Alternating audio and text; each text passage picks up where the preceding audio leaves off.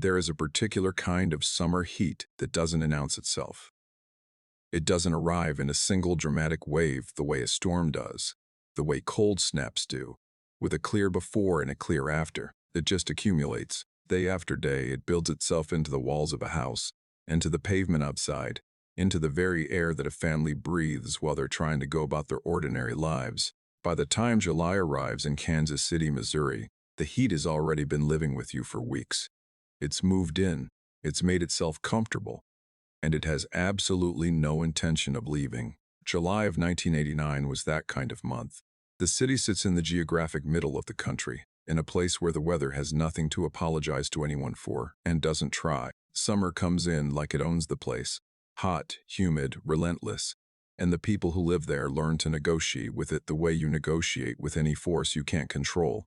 You find the shade, you find the water, and at night, when the sun finally goes down and the sky turns that deep Midwestern purple that makes you understand why people write songs about this part of the world, you find the air conditioner, if you have one.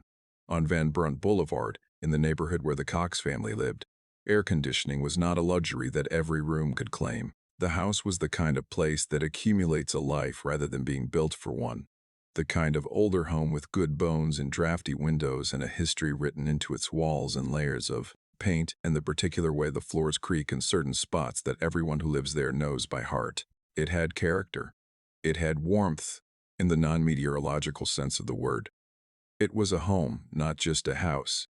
But in July, it was also a furnace. The window unit in the downstairs living room was the family's one concession to the demands of the season. It was loud. It rattled in its frame with the particular mechanical protest of an appliance that has been working too hard for too long, cycling through its rhythms in a way that the family had long since stopped noticing. The way you stop noticing the sound of a refrigerator or the hum of traffic from a nearby highway. It was the sound of survival. It was the sound of summer in that house, and it barely kept up. The upstairs bedrooms were beyond its reach. This is the detail that matters most as we begin this story, and I want you to hold it for a moment before we move forward. Not because it's dramatic.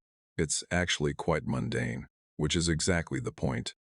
The Cox family had made a decision about ventilation, a completely rational, completely understandable decision that millions of families across this country have made in houses exactly like theirs in summers, exactly like this one. The upstairs windows were left unlocked, not open, not wide, just cracked, just enough to let a thin thread of night air circulate through the upper floor, enough to make sleep possible, enough to keep the heat from becoming completely unbearable in the rooms where the family was supposed to find rest. They had thought about safety. Of course they had. This was a neighborhood where you thought about safety, where you paid attention to what was happening on the street, where you knew the names of the threats that existed in your world, because knowing them was how you protected yourself from them. The Ninth Street Dogs operated in the area, a local gang whose presence had made families like the Coxes careful about what they left out, what they left visible, when they came and went, and who they let into their orbit. The Coxes were not naive people. They were not careless people. They were people doing their best to balance the practical reality of surviving a Kansas City summer against the real but manageable risk of living in a neighborhood that had its dangers. They waited. They decided that the windows, cracked slightly, screened on an upper floor, were an acceptable risk. They had no way of knowing what they didn't know, and what they didn't know, what none of us know, until we know it, and by then it is always too late. Was that the danger they were calculating against was not the danger that was coming for them. They were looking at the street, at the known threats, at the world outside the circle of people they trusted. They were doing exactly what we all do, which is to imagine that the thing that will hurt us will be a thing we can recognize as dangerous when we see it.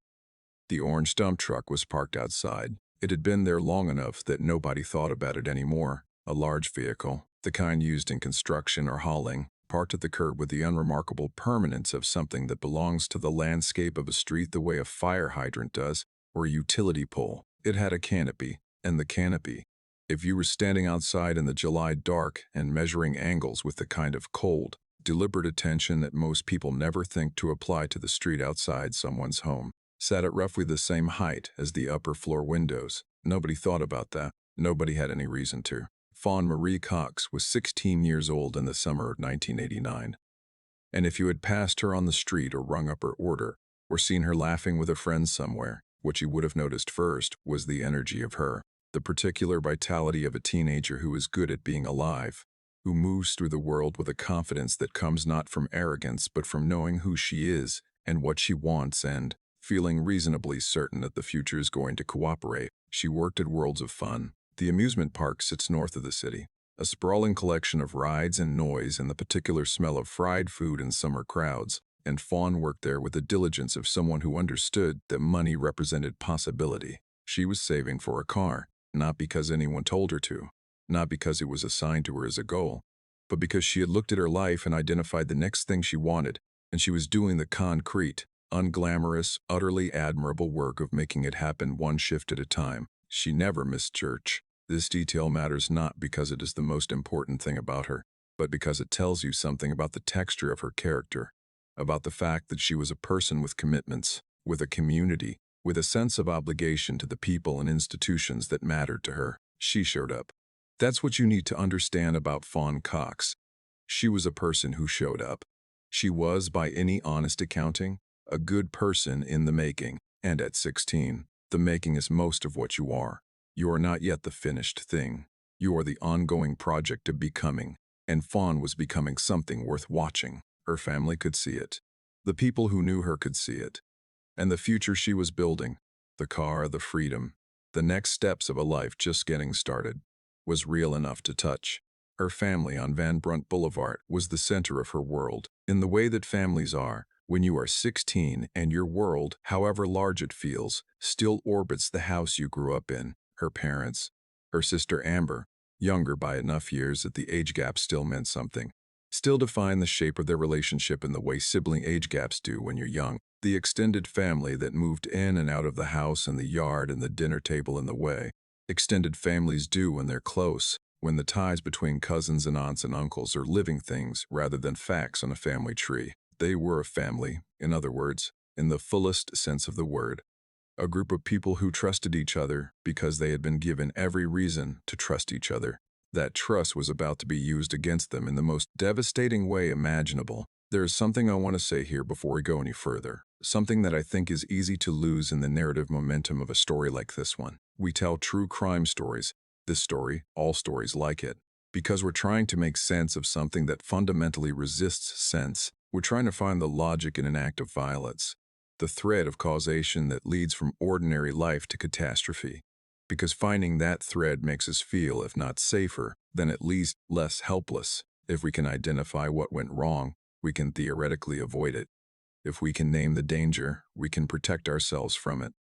But sometimes the danger doesn't have a face we can prepare for. Sometimes it has a face we already know. Sometimes it has already been to our house, sat at our table, eaten our food, called us by our names. Sometimes the monster is already inside. The 9th Street dogs were outside. The Cox family knew about them. They'd thought about them. They'd made their calculations with the gang in mind, had locked their front door, had considered their risks, had decided that a cracked window on the upper floor was an acceptable gamble against a threat they could map and name and understand. They were not wrong to worry about what they worried about. They were just worrying about the wrong thing, because what was going to climb through that upstairs window on a July night in 1989 was not a stranger. It was not someone whose malevolence was legible in the way that rival gang members might be. It was someone who knew the house, someone who knew the layout, the rhythms, the sleeping arrangements, the location of every window and every room. Someone who had been to dinner, someone who had been to Tunter, someone who was family. But we're not there yet. The night is still ahead of us. Fawn is still alive, still saving for her car, still going to church on Sundays and showing up to her shifts and doing all the ordinary, irreplaceable, luminous things that a 16-year-old girl does when she's building a life. The air conditioner rattles in the window downstairs. The summer dark settles over Brunt Boulevard. The orange truck sits at the curb like it always does, like it will always do, like it has no significance whatsoever. And somewhere, someone is thinking about angles. The arrangement of the family that night was the arrangement of practicality. Summer in a house with one air conditioning unit creates its own logic, its own gravitational pull. The cool room draws people to it the way warmth draws people to a fireplace in winter, not because anyone decides it will be so, but because the body simply goes where it can breathe. The living room downstairs, rattling and humming and imperfect as it was the only room in the house where sleep was genuinely possible when the July heat had reached its peak. So that's where Amber was. That's where other members of the family had settled for the night, drawn down from the upper floor by the simple animal intelligence of staying comfortable. It was a reasonable arrangement, a normal arrangement, the kind of thing that happens in houses like this one all across the country every summer without incident, without consequence, without anything to mark it as unusual. Fawn was upstairs. She was 16. She had her room, her space, the particular geography of privacy that teenagers claim for themselves with a seriousness that adults sometimes forget how to fully respect. Her room was hers, the small sovereignty of it, the door she could close, the window she could crack, the few square feet of the world that belonged entirely to her. The heat was manageable with the window open.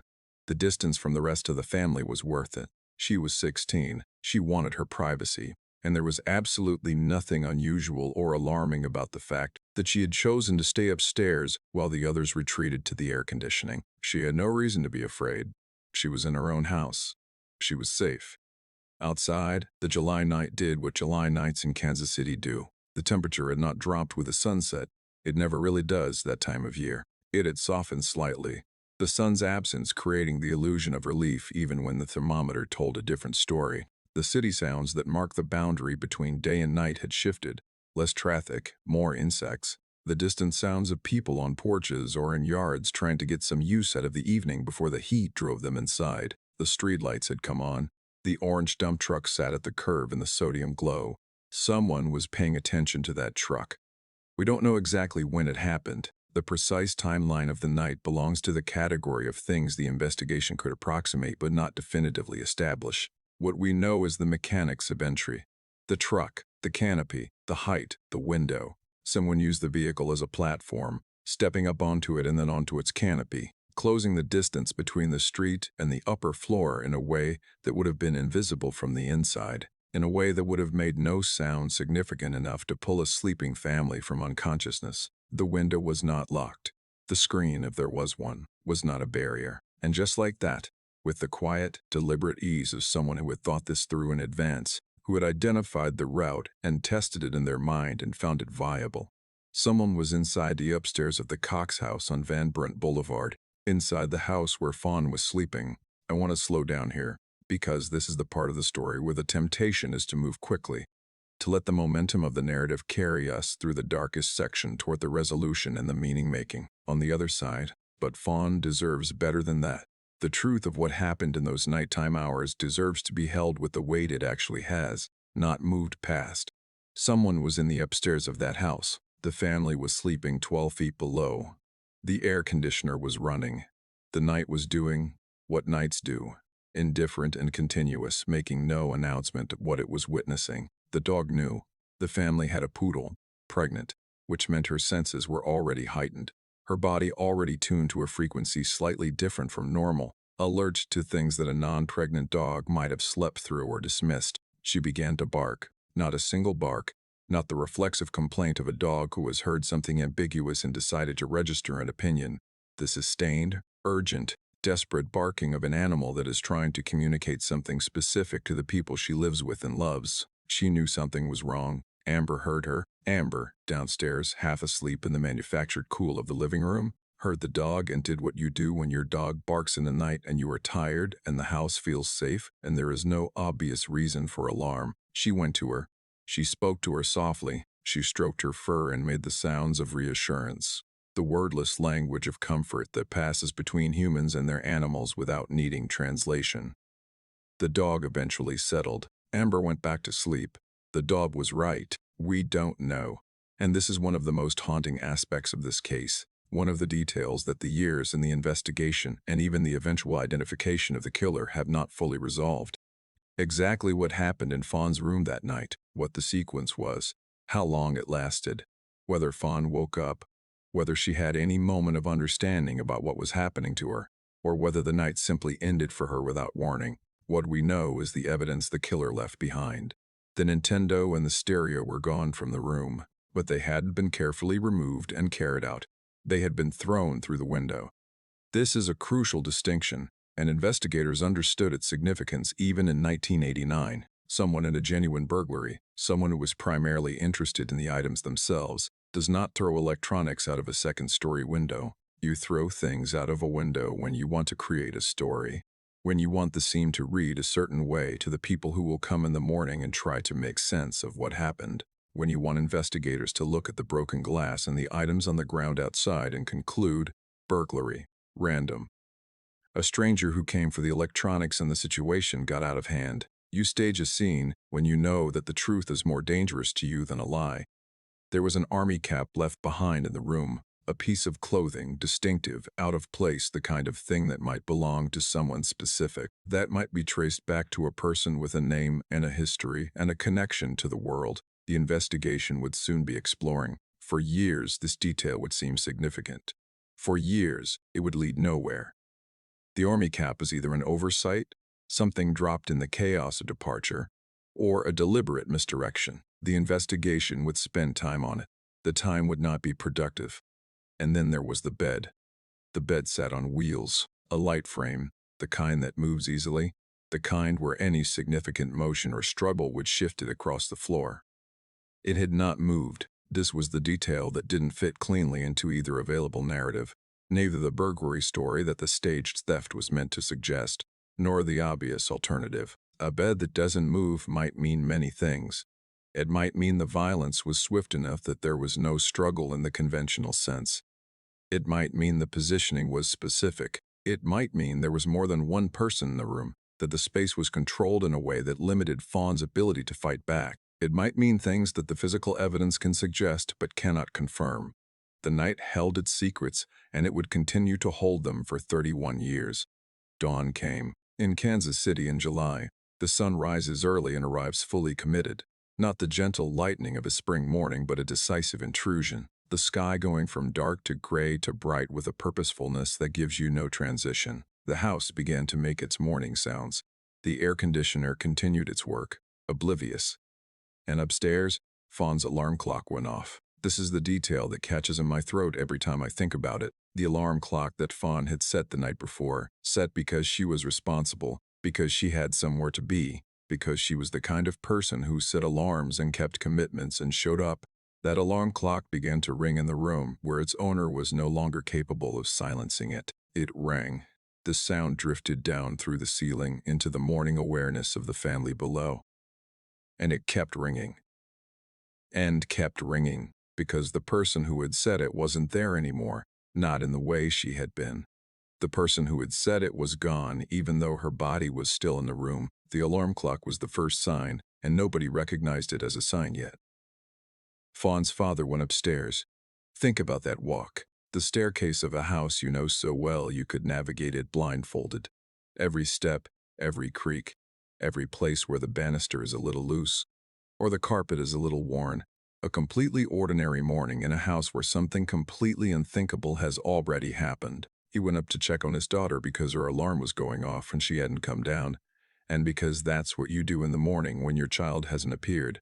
You go check. He looked in from the doorway. Later, in the aftermath, in the days and weeks and years of trying to reconstruct and understand and survive what had happened, he would say that she looked like she was sleeping. From the doorway, in the early morning light, his daughter appeared to be in bed, appeared to be at rest, appeared to be the thing she was supposed to be in that room, in that hour. He went back downstairs. He did not know. He could not have known. From a doorway, in morning light, without any reason to suspect that the world had fundamentally changed overnight, a father saw his daughter apparently sleeping and did what any parent would do. He let her rest.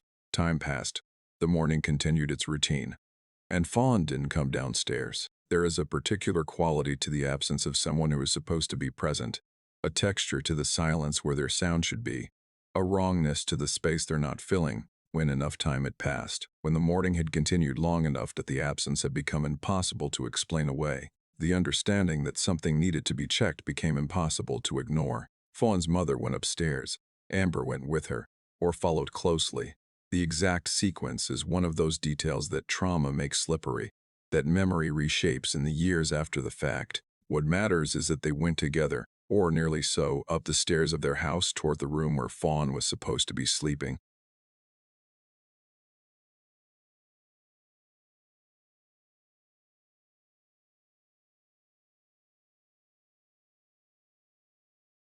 Thou knew. I am not going to describe in detail what they found, because that scene belongs to Fawn's family, and the family has already carried it for longer than any family should have to carry anything. What I will tell you is the shape of it, the clinical facts that tell the story without exploiting it. Fawn's skin had turned blue, the specific, unmistakable blue of a body that has been deprived of oxygen for long enough that the biology of death has begun to make itself visible, the color that tells you, with terrible finality, that the person you are looking at has been gone for hours, not minutes, that whatever chance there might have been to intervene has long since closed. There was a stiffness to her body, rigor mortis, the post-mortem tightening of muscles that begins within hours of death and tells investigators not only that a person is dead, but that they have been dead for some time. She had been dead for hours, while the air conditioner ran, while the dog barked and was soothed, while the family slept in the cool of the downstairs living room, while the alarm clock sat on her nightstand, waiting to do its job. She had been gone for hours, and the house had continued without knowing. I think about Fawn's mother in that moment. I think about Amber. I think about the specific, particular horror of that discovery, not the horror violence in the abstract, which we have all been trained by decades of true crime to process at a certain distance, but the horror of recognition, the horror of looking at someone you love and understanding, in a single terrible instant, that the world you thought you were living in is not the world you are actually living in, that everything you thought was safe was not safe, that the house you came home to every night, the house that held your family and your routines, and your sense of who you were and what your life was, that house had been violated in the worst possible way. The alarm clock was still ringing. Someone turned it off, and then the sounds of grief began, and the sounds of the outside world arriving, the neighbors, the emergency services, the police, and the sounds of a family's life changing irrevocably, permanently, without any possibility of return to what had been. Investigators arrived and began their work. The crime scene was rich with contradictions. The stage theft, the electronics thrown from the window rather than carried out, the performance of a burglary by someone who had actually come for something else entirely, the army cap sitting incongruously among Fawn's belongings, the window with its evidence of outside entry, the truck at the curb that any investigator worth their training would have noted and measured and considered, the bed that hadn't moved. The questions accumulated faster than the answers. And in 1989, with the forensic tools available, with the databases that existed, with the investigative methods of the era, those questions were going to resist answering for a very long time. But there was one thing, one crucial, irreplaceable thing that the killer had left behind: DNA.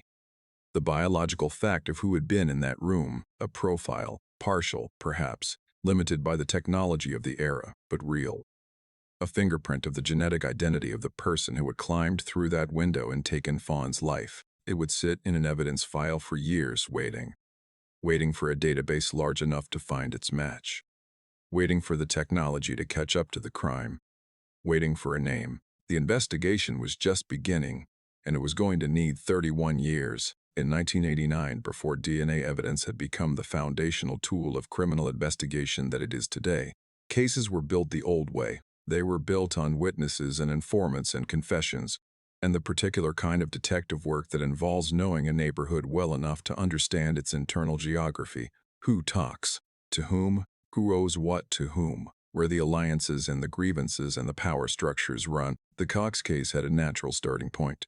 The neighborhood, the context, the visible signs of outside entry, all of it pointed toward the street, toward the world outside the house, toward the gangs that had made the block uneasy. The 9th Street dogs were the obvious place to begin. And so the investigation began there. 3 teenagers entered the picture. The specific circumstances of how they came to investigators' attention belong to the neighborhood knowledge and informant network that shape investigations of this era in cities across the country. What matters for our story is what happened next. One of them confessed. A confession is the closest thing to certainty that an investigation can produce. Or it feels that way when someone says the words, when they provide the details, when they describe what happened in a way that maps onto the evidence. The investigation takes on a different quality. It feels like it has arrived somewhere, like the work is done and the truth has been captured, and now it only remains to move it through the system toward justice. The confession was recanted. This is unfortunately not unusual. Confessions are complicated documents. They can be coerced or produced under pressure. They can be the product of fear or exhaustion, or a misunderstanding of how the system works. They can be true and then denied, or false and then offered and then withdrawn. The recantation did not by itself exonerate the teenagers, but it did raise questions. And the questions were followed by the more reliable answer.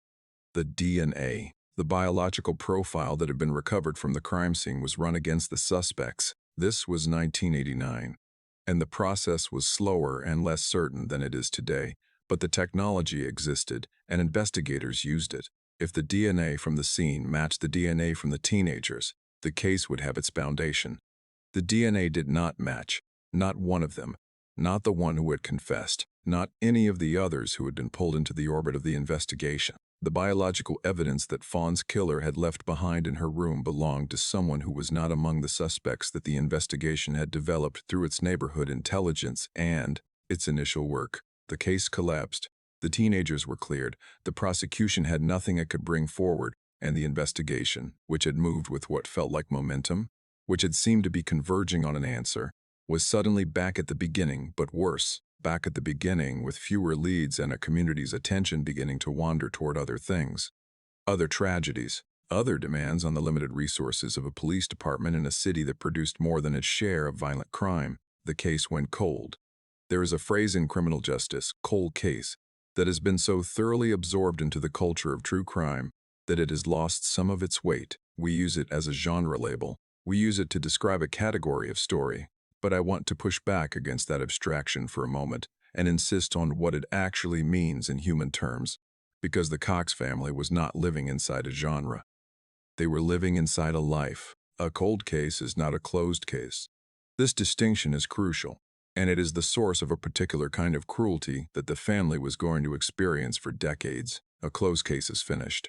Wrongly or rightly, the system has made a determination and moved on. And while that can be its own kind of injustice, it is at least an ending of sorts.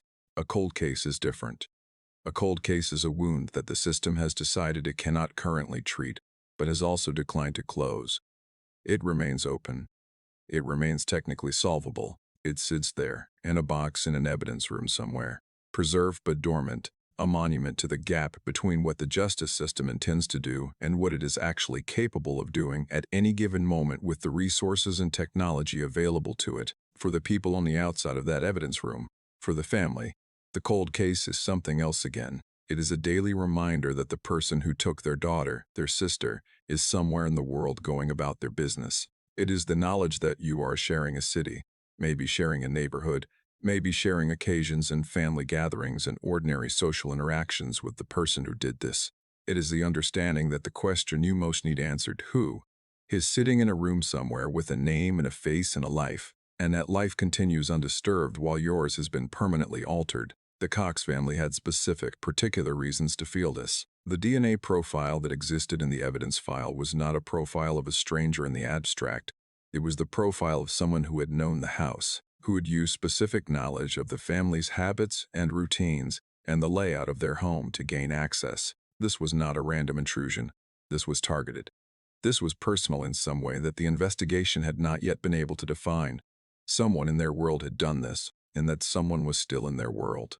Amber Cox was a child when her sister was murdered. She was the little sister, the one downstairs who had soothed the dog, who had slept through the worst night of her family's life only to wake up to its aftermath.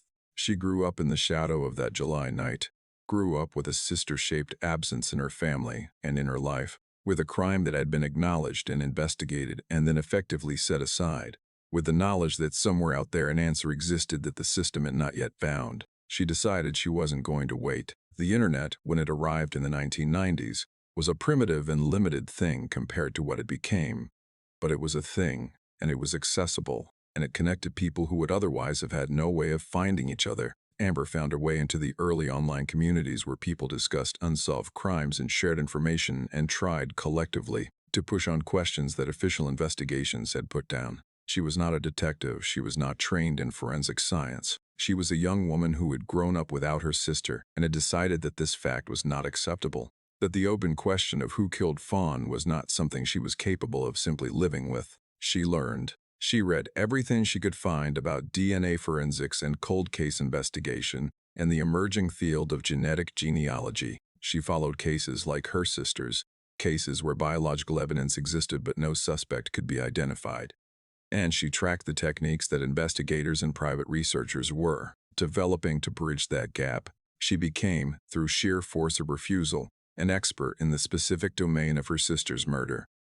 She went to police. She brought them what she had learned. She asked questions. She pushed for the case to be reopened, for the evidence to be re-examined, for the profile to be run against newer and larger databases. She was heard. She was thanked. She was told that the case remained open and that investigators were doing what they could. And then she went home and went back to her research, because doing what they could was not the same as doing what needed to be done, and she knew it, and she was not willing to pretend otherwise. The psychological toll of this sustained decades-long advocacy cannot be overstated. Amber Cox spent her adult life doing something that no person should have to do, being the engine of justice for her own family's crime. This is not a role that she chose in any meaningful sense. It was assigned to her by circumstance, by the failure of the system to close what it had left open, by the simple, brutal fact that if she didn't keep pushing, the case would stay cold until the evidence deteriorated and the memory faded and the window closed permanently. She kept pushing. The family grieved in the way you grieve when you can't fully grieve, which is to say imperfectly, incompletely, in a way that never fully resolves because the thing that would allow resolution is still out there, still unanswered, still floating in the space between what happened and what you know. You go through the motions of ordinary life. You have other things, other relationships, other work, other sources of meaning and connection, and you invest in those things because you have to, because the alternative is to be swallowed entirely by the absence, but the absence is always there. It attends every family gathering. It sits at every holiday table. It is present at every birthday that Fawn didn't get to have, every milestone she didn't get to reach, every year that passes and finds her still 16. The family knew someone had been in their house. They knew the DNA profile existed.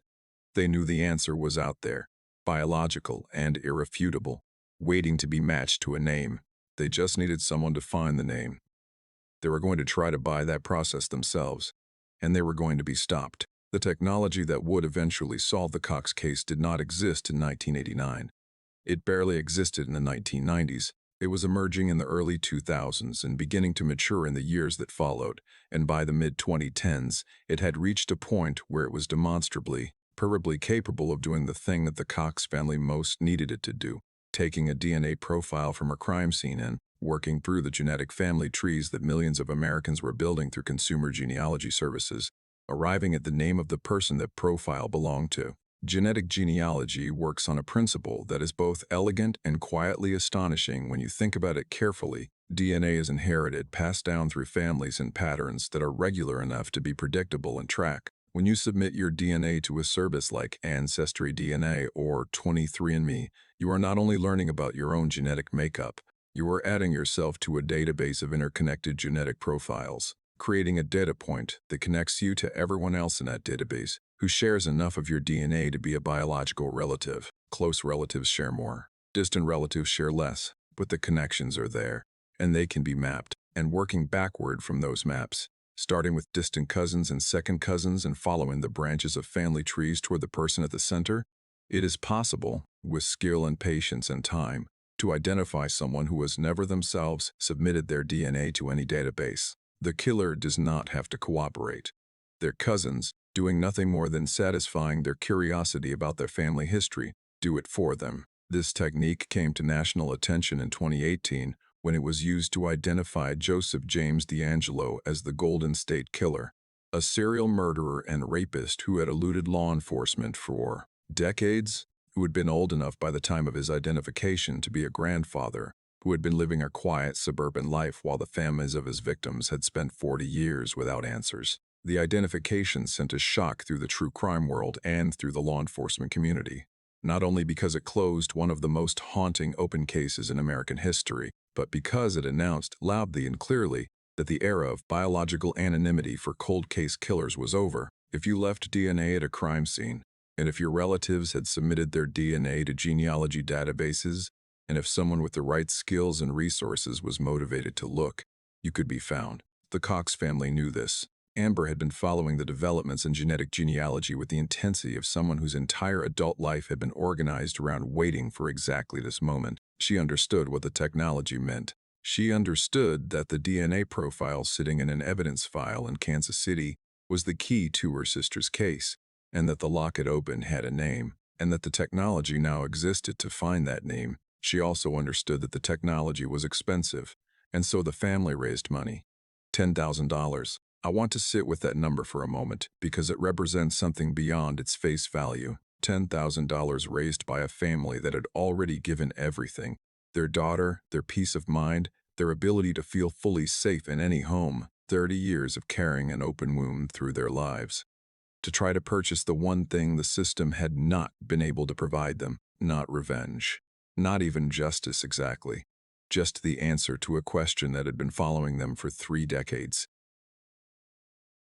Who? They raised the money, and they went to law enforcement with it, ready to fund the investigation, ready to do the thing that private citizens should not have to do, but that this family had been doing in one form or another since 1989, which was to fill in the gaps left by a system that acknowledged their tragedy and then moved on. They were told no. The reasoning, as I mentioned before, was institutional and not entirely without logic. Allowing private money to fund specific police investigations creates inequity. It means that the families with resources or the ability to raise them get a level of investigative attention that families without those resources don't. The justice system is supposed to apply equally to everyone. If rich families or connected families or families with good fundraising networks can essentially pay for extra investigative effort, then the system has created a two-tiered structure that undermines the principle of equal justice. This is a real concern. It is not a cynical excuse or bureaucratic cowardice dressed up as principle. The worry about privatized justice is legitimate and worth taking seriously, especially in a country where the relationship between money and legal outcomes is already deeply fraught. The Cox family was not a wealthy family trying to buy extra service. They were a working family who had spent 30 years being failed by the system that was supposed to serve them, who had watched the tools to solve their case develop without those tools being applied to their case, who had tried every avenue available to them and been turned away at every door, and who had finally concluded that if the system wouldn't fund the work, they would. They had raised $10,000 through sacrifice, through community, through the specific kind of collective grief that motivates people to open their wallets for someone else's pain, and they were told that their money created a fairness problem. I cannot tell you what that felt like. I can only tell you that the family kept going, that Amber kept going, that the refusal did not end the fight.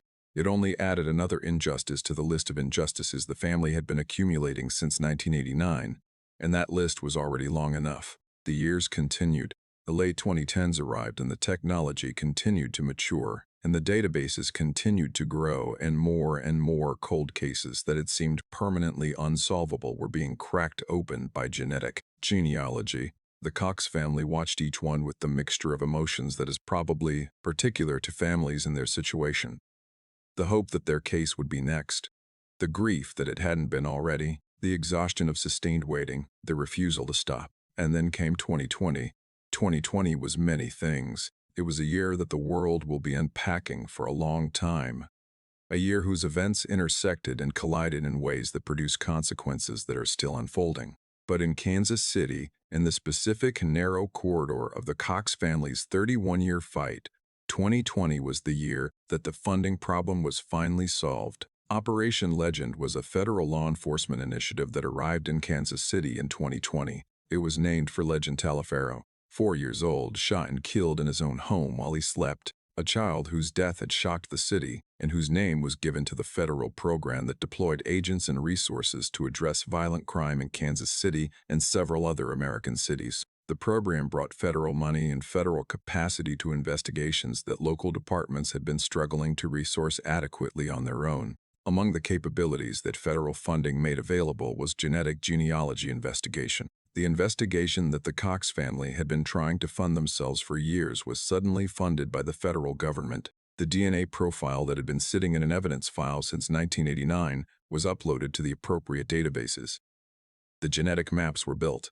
The family trees were traced. The branches were followed inward, eliminating candidates one by one, working through the mathematics of biological inheritance toward the person at the center. It took time. It took skill. It took the kind of patient, methodical work that doesn't make for exciting television, but that is, in the actual practice of investigation, often the difference between solving a case and not. And in November of 2020, it produced a name. 31 years. 31 years of July anniversaries and family gatherings with an absence at the center and late-night research and fundraising and doors closed in the face of $10,000 and the specific, relentless, exhausting work of refusing to let the system forget that Fawn Marie Cox existed and that her killer was somewhere in the world, and that the question of who had not yet been answered. 31 years and then a name. I want you to think about what Amber felt when she got that call. I want you to sit in the space of it. The 31 years of not knowing, the specific quality of the not knowing, the way that question had organized her adult life and defined her relationship to grief and justice and the world, and then the moment when the not knowing ended, when the question that had been following her since she was a child finally received an answer. I want you to think about that, and then I want to tell you who it was. Donald Lee Cox Jr. Say the name slowly. Let it land. Donald Lee Cox Jr. was Fawn's cousin, a member of the extended family, not a stranger, not a rival gang member, not some anonymous figure from the dangerous outer world that the family had been so careful to protect themselves against. A cousin, someone who had been in the house on Brunt Boulevard, someone who had sat at the family's table, someone who knew Fawn's name and called her by it, and was, in every social and emotional sense that matters, part of the inner circle of the people that family trusted. Let that sink in. Think about everything we have walked through together in this story. The family's calculations about safety, the windows left cracked against the July heat, the worry about the 9th Street dogs, the sense that the threat came from outside, and that the people inside the circle of family were the protection against that threat, rather than a source of threat in themselves. Think about all of that, and then place Donald Lee Cox Jr. inside it. He knew which window was unlocked, not because he had cased the house from the outside, not because he had conducted some kind of external surveillance, but because he knew the family. He knew their habits. He may well have been in that house in the days or weeks before the murder, sitting in the living room, eating at the table, moving through the space with the unself-conscious ease of someone who belongs there. He would have known which room was Fawn's. He would have known that the family tended to sleep downstairs in the summer, near the air conditioner. He would have known about the truck parked outside, and at some point, in the calculating, predatory part of his mind that his family never saw, or chose not to see, or could not have been expected to understand, he would have registered the geometry of it, the height, the window, the angle of access. He had everything he needed, and the family had given it to him freely, as an act of trust. This is what betrayal actually means at its deepest level. Not the dramatic, explicit betrayal of someone who turns on you in a moment of conflict, but the quiet, devastating betrayal of someone who uses the access that trust provides to do something that trust was never meant to enable. The Cox family trusted Donald because he was family, because that is what you do with family, because the alternative is to treat everyone in your life as a potential threat, and that is a way of living that destroys the very thing that makes life worth living. He used that trust. He climbed through a window that was unlocked because the family trusted the people who knew which windows were unlocked. And then he went to the funeral. I have said this once already in this video, and I am going to say it again because I don't think one mention is sufficient for the weight of it. Donald Lee Cox Jr. attended Fawn Marie Cox's funeral. He sat in that space, in the church, in the presence of the family he had destroyed, surrounded by people who were expressing their grief and their love for the girl he had killed. And he participated. He was present. He may have embraced Fawn's mother. He may have spoken to her father. He almost certainly said the things that you say at a funeral when you are a young member of the extended family and a cousin has died. The expressions of shock, of sorrow, of incomprehension at the randomness and cruelty of a young life cut short. He knew. He knew everything. He knew what had happened in that room, and he knew his own role in it. And he stood in the company of grieving people and performed grief and let them believe that he was one of them, one of the people for whom this loss was an external event, something that had happened to them, rather than something that one of them had caused. The emotional architecture of this is almost too large to process. Think about Fawn's mother in that funeral space, absorbing the presence of the extended family, perhaps drawing some comfort from the fact that the people who loved Fawn were there together. Think about Amber, grief-stricken and young, looking around at the faces of the people who made up her family's world. Think about the father who had gone upstairs that morning and seen his daughter apparently sleeping and had gone back downstairs, who was now standing in a funeral for his child, and Donald was there among them. Every crime has its specific cruelty. Every murder has something that makes it uniquely, particularly horrible, but there is a category of horror that stands apart from the violence itself. The horror of what follows the violence, of the performance that the perpetrator puts on in its aftermath, of the way they occupy the spaces of grief, and use the access that trust has given them to remain invisible, even as the people around them are desperately trying to find them. Donald Cox did this for years, not just at the funeral. At every family occasion that followed, at every gathering where the Cox family came together to support each other through the ongoing nightmare of the cold case, at every moment when the extended family network that had always been a source of strength and connection became, unknowingly, a space where the killer was also present. This is what the phrase, "the monster at the table," means. Not a monster in the Gothic sense, not a creature visibly marked by what it has done, but someone who sits at the table and passes the bread and asks about your life and listens to your concerns and exists within the ordinary social world of the people he has destroyed, indefinitely, without anyone knowing. The investigation, when it finally arrived at his name, also produced other information, details about Donald's history, patterns of behavior, things that had happened within the family context, a picture of a person whose darkness had not been limited to the July night in 1989 when he climbed through a window on Brunt Boulevard. The specific details of this are not mine to disclose. They belong to people who are still living, family members who are still processing the full dimensions of what the 2020 identification revealed. But the outline of it is significant. Donald Cox was not a person who had one terrible moment and was otherwise ordinary. He was a person whose darkness had history. This is nearly always the case. The architecture of this kind of crime, familial betrayal, sustained concealment, the ongoing use of family trust as cover, almost never belongs to someone without precedent. The precedents are just hidden. They are hidden inside the social structures that protect family members from scrutiny, inside the instinct to explain away concerning behavior rather than name it, inside the emotional impossibility of believing that someone at your table is capable of what you would have to believe to take action. We extend grace to family. We interpret ambiguity charitably when the alternative is to suspect someone we love. This is not weakness or naivety. It is the fundamental operating principle of family relationships, the thing that makes them work. Donald Cox understood this. He operated inside it. He was never prosecuted. Donald Lee Cox Jr. died in 2006. A drug overdose. Not a dramatic ending. Not a confrontation with justice. Not a moment of accountability. Just a death. 14 years before the investigation that would have identified him. 14 years before his name would be connected to Fawn's murder in any official way. He escaped the legal consequences of what he did not through cleverness or careful planning for the long term. He simply died before the tools existed to find him. He took his secrets with him. This is one of the most profound injustices in a case that contains many injustices. The Cox family spent 31 years fighting for the truth, and when the truth finally came, it came too late for any conventional accounting. There will be no trial.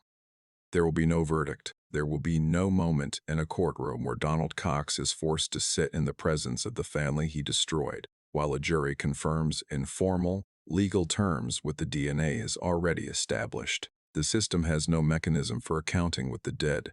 What remains is the question of whether he acted alone. The staging of the scene, the electronics thrown from the window in the performance of a burglary, required a certain kind of presence of mind that is easier to imagine in someone who is not in the grip of the primary violence of the night. The logistics of what happened suggested to some investigators and family members who have thought about it carefully that there may have been more than one person involved, that someone may have been in that house for the items while Donald was there for something else, that the army cap may have belonged to a second person whose identity has never been established. This is speculation. It may remain speculation forever, because the person who knew the full answer to this question is dead, and the cold case that his identification finally closed cannot be reopened in the way that would produce new witnesses or new testimony. Perhaps Donald acted alone. Perhaps the staging was his own work, done in the aftermath of what he had done, before he left through the window using the truck as his descent. Perhaps not. The uncertainty sits at the edge of the family's hard-won resolution, a reminder that even the truth, when it comes, can be incomplete. In the end, we come back to the dinner table, not the table in any specific house on any specific street, but the idea of the table, the symbol of it, what it represents in the way we organize our lives and our safety and our trust. The dinner table is the place where family is defined, where the circle of belonging is drawn and reinforced, where the people who are inside the circle demonstrate their insideness through the simple act of showing up, sitting down, sharing food. It is the most ordinary gesture of belonging that exists in most of our lives, and it is so ordinary that we stop thinking about what it means, stop thinking about the trust it extends and the access it grants, and the things that trust and access make possible.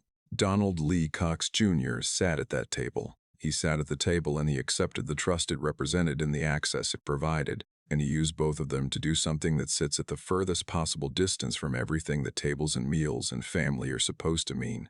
He used the inside to do outside harm. He turned the safest place, home, into the most dangerous place.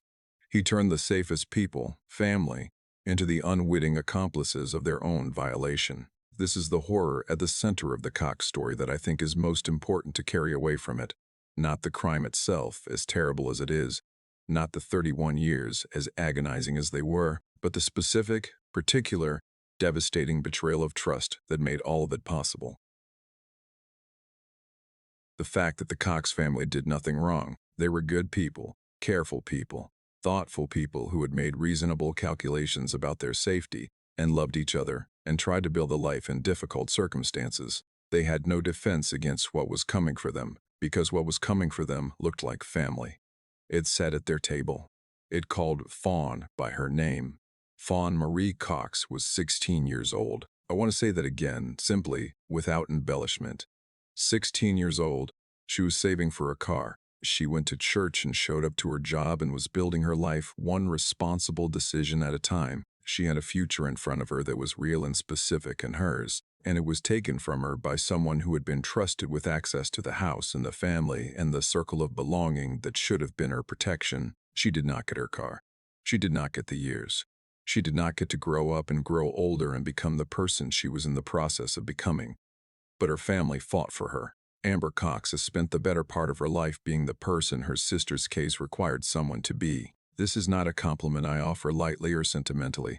It is a recognition of something genuinely extraordinary, genuinely difficult, genuinely costly. What Amber did, across the decades of the cold case, was not something that anyone would have blamed her for failing to do. Nobody is required to be an investigator. Nobody is required to make their siblings' unsolved murder the organizing project of their adult life. The fact that Amber did it, that she learned the forensics, followed the technology, sat in front of a computer at 2 in the morning reading about genetic genealogy, because somewhere in the evolving science of DNA analysis was the tool that would find her sister's killer, is not the expected thing. It is an act of love that extended, somehow, across 31 years without running out. When the call came in November of 2020, when the name was finally attached to the DNA, when the genetic map was finally traced back to its source, Amber was not vindicated in the way that word is sometimes used, as if she had been fighting a battle over a disagreement. She was given the truth, that she had always been owed, and that the system had failed to provide for 3 decades.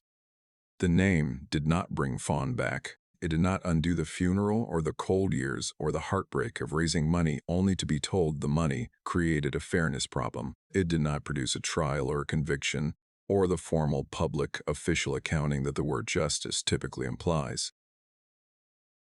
But it answered the question, and the question, who, was the thing that had been driving everything, the thing that had made the grief impossible to fully process, that had kept the wound from closing, that had made every family occasion a reminder of the unknown person who had been allowed to remain unknown. The question is now answered. The unknown person has a name. The DNA that he left in Fawn's room on a July night in 1989 has been connected irrefutably and permanently to the man who climbed through her window, Donald Lee Cox Jr., a cousin, a person who sat at the table.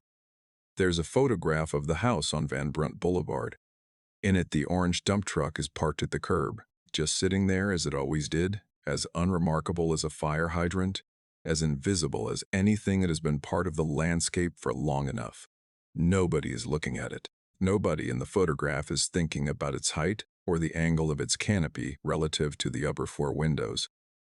It is simply there, the way it always was, the way it always had been. It is the image I return to when I think about this case, because it captures something essential and something almost unbearable about the nature of the danger that the Cox family faced. The orange truck was not sinister. It was not threatening. It was not anything other than a vehicle parked at a curb, and it became, on a July night in 1989, the instrument of a murder because someone looked at it and saw something that the family had never thought to see. Because someone who knew the house, knew the windows, knew the family's habits, applied that knowledge in a way that the family never imagined their trust could be applied. The orange truck is a symbol, not of danger exactly, but of the gap between the world as we understand it and the world as it actually is, between what we think we know about the people we trust and what we don't know about them, between the safety we believe we have built and the safety we actually have. We cannot live in the world that the worst cases suggest we should live in. A world where no one is trusted, where every face is suspect, where the table is never shared without first determining that everyone around it is without darkness. That is not a life. That is a fortress, and fortresses are not homes. But we can carry the memory of people like Fawn, who deserve better than what she got. We can carry it not as a cause for paranoia, but as a cause for clarity. A reminder that the obligations of family and friendship are real, and that when those obligations are violated from the inside, the harm is profound and lasting and deserves to be taken seriously. Fawn Marie Cox deserved to buy her car. She deserved to grow up, grow older, become whoever she was going to be. She deserved the decades that were taken from her. She deserved, at the very least, the truth delivered in a time frame that would have allowed her family to grieve and heal and eventually arrive at something like peace. She got the truth eventually, 31 years late, 2 decades after the man responsible had escaped its consequences by dying, far too late in every way that matters. But she got it. Her name is Fawn Marie Cox. She was 16 years old. She was saving for a car. She never missed church. She showed up. And her family never stopped showing up for her. That, in the end, is what 31 years of fighting for the truth looks like.